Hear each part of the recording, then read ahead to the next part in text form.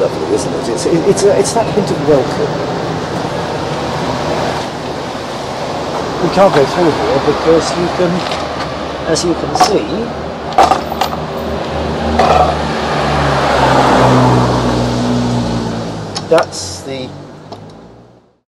those are some of the paving stones were, and there were others there, which are the ones which were stolen. And what Barnet has done is nothing but to put a feeble chain around the gate and close off public right of way. The museum's lights are no longer working. There's the security lights. Most of them have stopped working, and so at night the building is completely dark. Hence, we have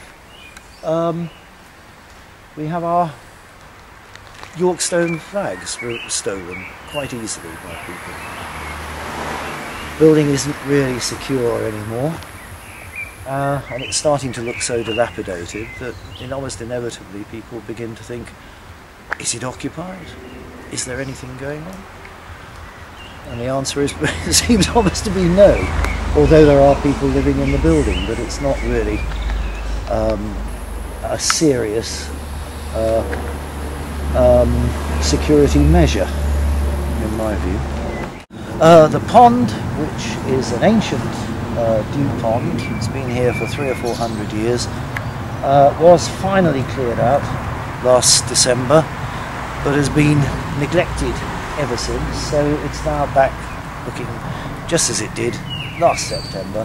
You can hardly tell that there's a pond there at all, and instead of seriously maintaining it, Barnet have decided to put, at considerable expense, a fence around it which stops people enjoying it, in my view.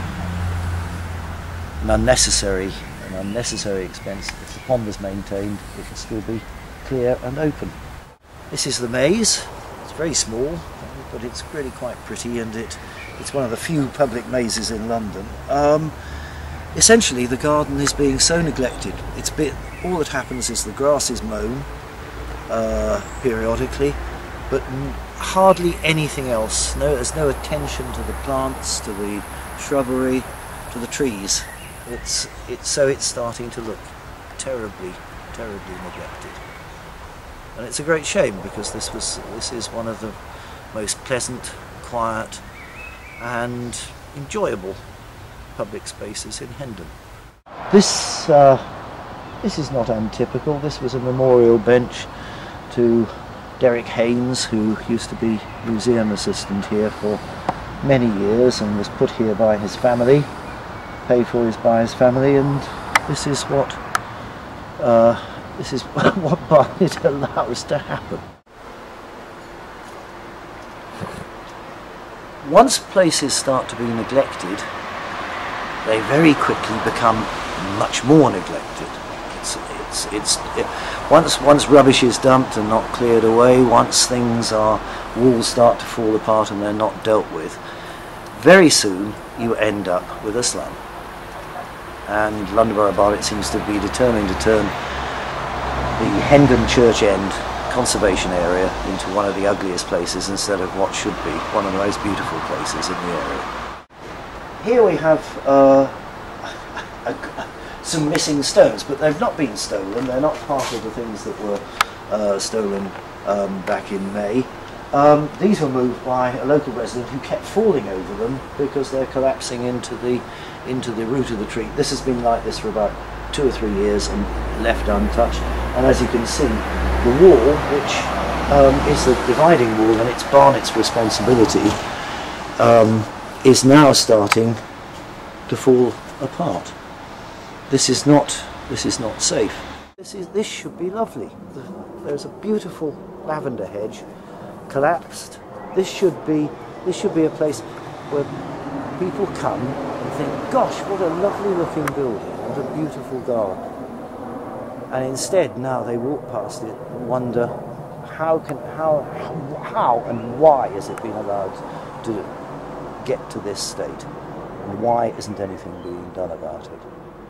Two windows, that one and that one, should have been replaced These two windows should have been replaced before the museum closed, which is now over 3 years ago, but they still sit looking scruffy and awful, and eventually will collapse, so that the huge expense of replacing them will, well, one would hope that Barnet would actually pay for it, but looking at the rest of the building, it seems to me very unlikely that it will take its responsibilities seriously.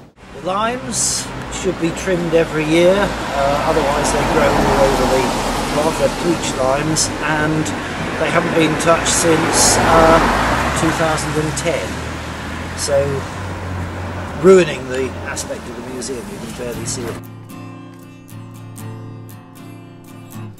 No, I don't feel like a hero.